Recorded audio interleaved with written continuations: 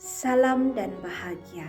Anak-anak ibu yang ibu kasihi, mari kita mulai pembelajaran hari ini tentang berpikir komputasional atau computational thinking. Adapun konsep yang kita pelajari tentang berpikir komputasional kali ini yaitu dekomposisi, pengenalan pola, abstraksi, dan algoritma. Anak-anak ibu yang ibu kasihi, pada bab ini kalian akan belajar mengenai berbagai konsep yang terdapat dalam informatika. Misalnya algoritma, representasi data, penjadwalan, dan lainnya melalui soal-soal yang dekat dengan kehidupan kalian sehari-hari. Apa itu berpikir? Dapatkah kalian membedakan antara berpikir dan bertindak? Dapatkah kalian menyebutkan contoh-contoh kegiatan dalam kehidupan sehari-hari yang dibantu oleh komputer? Apa itu berpikir komputasional? Apakah kalian pernah memikirkan perbedaan antara pembuatan biskuit atau kue yang dibuat di rumah masing-masing dan biskuit dalam kemasan dengan merek tertentu yang dijual di warung atau toko swalayan? Mari kita lihat sekilas perbedaan proses pembuatan biskuit tersebut. Jika kalian mau membuat biskuit atau kue untuk anggota keluarga di rumah yang terdiri atas 5 orang, kalian cukup membuat biskuit tersebut di dapur dengan peralatan yang ada di rumah. Lain halnya dengan beberapa ibu lain yang membuat biskuit dalam jumlah yang cukup besar, banyak untuk dijual dan menjalankan usaha mikro kecil menengah atau UMKM. Ibu-ibu tersebut tidak membuat kuenya di dapur rumahnya yang kecil dengan peralatan seadanya, melainkan mereka memerlukan tempat dan beberapa peralatan yang lebih canggih dibandingkan dengan peralatan yang kalian gunakan untuk membuat kue di rumah. Untuk menjalankan UMKM, membuat dan menjual biskuit, ibu-ibu mengerjakan pembuatan biskuit tersebut bersama-sama. Hal itu berbeda yang terjadi pada proses pembuatan biskuit yang ditujukan untuk diproduksi secara massal dan dalam jumlah yang sangat besar. Biskuit tersebut dibuat dan dikemas dengan mesin di pabrik, dan berbagai cara pembuatan biskuit tersebut untuk menyelesaikan masalah yang cakupannya kecil, yaitu membuat biskuit untuk 5 orang. Cara penyelesaiannya berbeda dengan cakupan masalah yang menengah, yaitu untuk UMKM.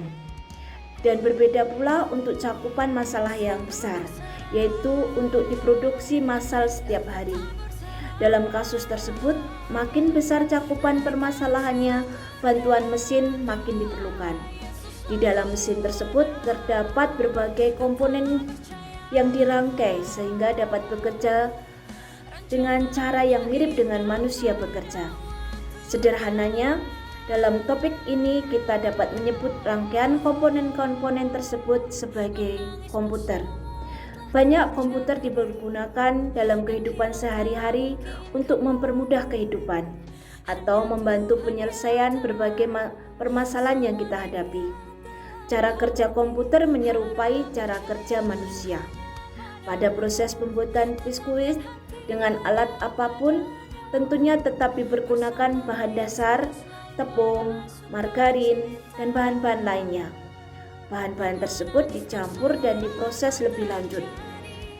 Berpikir komputasional adalah cara berpikir untuk menyelesaikan persoalan, yang cara penyelesaiannya jika dikembangkan dapat dilakukan oleh komputer.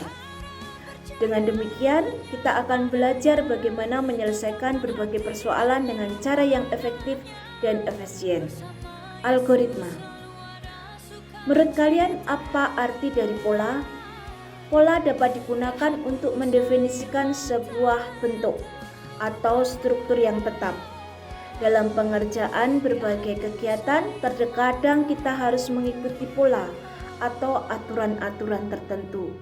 Misalnya, seorang siswa diperbolehkan mengikuti ujian jika membawa kartu bukti peserta ujian, atau seorang peserta pertandingan olahraga diperbolehkan mengikuti pertandingan jika sudah menyerahkan formulir pendaftaran dan lolos dari pemeriksaan kesehatan.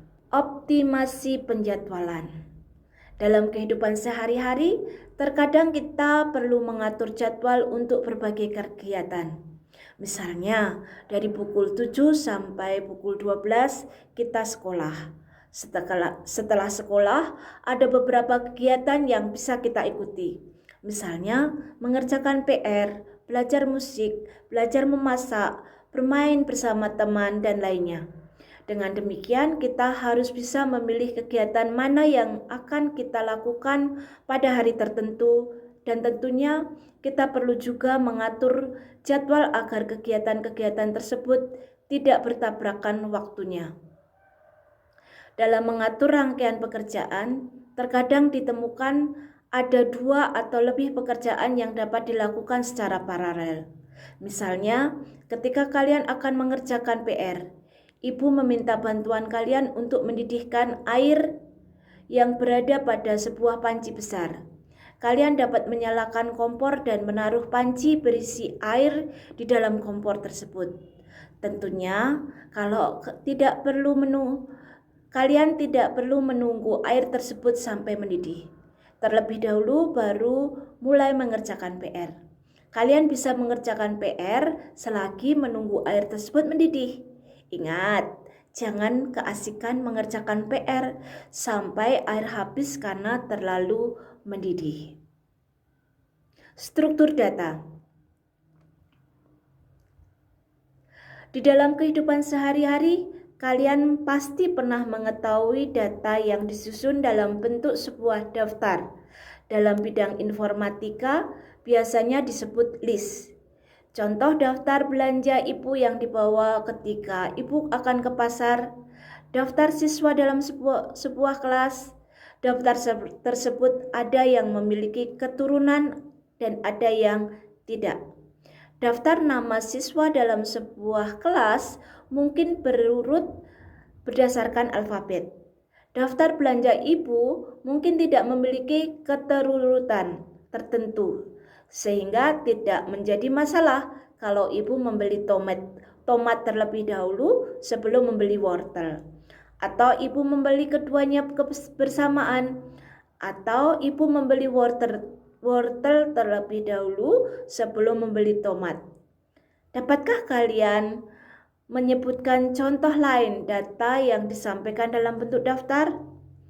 Apakah daftar yang kalian sebutkan diurutkan berdasarkan aturan tertentu? Anak-anak yang ibu kasihi, nah itu yang disebut dengan analisis data. Sekarang kita masuk ke representasi data. Dalam kehidupan sehari-hari, sering kita dihadapkan pada banyak pilihan. Pilihannya bisa terdiri atas 2 kemungkinan atau lebih. Jika hanya terdiri atas 2 kemungkinan, biasanya jawabannya adalah ya atau tidak. Sebagai contoh, apakah hari ini kalian sarapan roti? Jawabannya ialah ya atau tidak. Apakah kemarin turun hujan? Pertanyaan tersebut tentu berbeda dengan pertanyaan apa warna kesukaan kalian. Pertanyaan mengenai warna kesukaan tidak dapat dijawab dengan ya atau tidak. Jika pertanyaannya diubah menjadi apakah warna kesukaan kalian adalah biru, pertanyaan tersebut dapat dijawab dengan ya atau tidak. Dapatkah kalian menyebutkan contoh pertanyaan lain yang peluang jawabannya pada umumnya adalah ya atau tidak?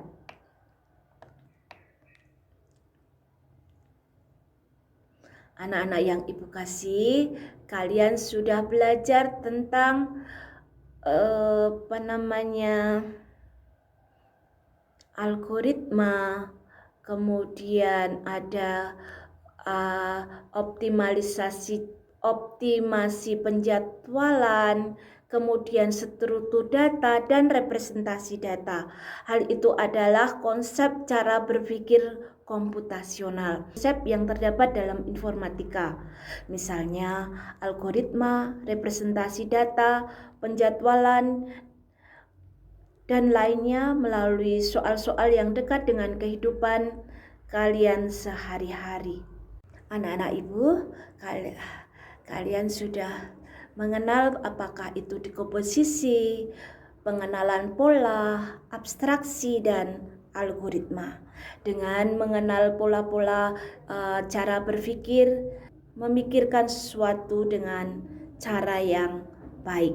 Apakah itu dekomposisi dengan memecah-mecah masalah menjadi bagian-bagian kecil, atau mengenal masalah dari pengenalan polanya, ataukah juga kalian bisa mengabstraksikan suatu permasalahan atau mencari permasalahan dengan cara algoritma, memecahkan masalah dengan algoritma dengan keturutan data. Demikian materi yang Ibu sampaikan. Nanti kalian bisa mengerjakan soal-soal yang Ibu sajikan dalam bentuk tertulis. Oke? Semangat belajar, semangat selalu. See you.